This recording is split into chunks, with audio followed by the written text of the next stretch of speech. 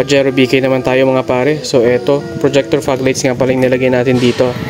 LED projector ito, so instant on na siya. May high beam function nga rin pala to. So ayan siya, nakakabit ko na yung kabilang side. So parehas, naka projector fog lights na. Pansin nyo naman, patag na patag yung cutoff nya. Pantay na pantay, parehas yan.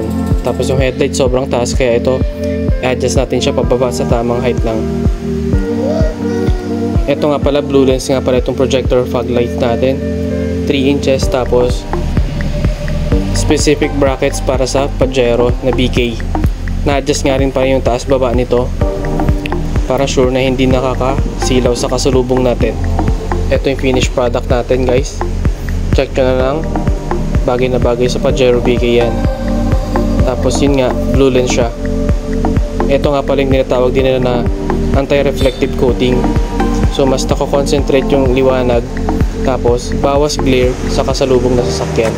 So tara, lux test natin at 8 meters. Umabot siya ng 900 lux. Compare natin sa headlights, umabot lang siya ng nasa 200 lux. Ang kaganda niya pa ng projector fog lights natin, meron din siyang high beam function. Ito nga pala yung actual na kuha sa labas sa kalsada. Garage 58 nga pala to.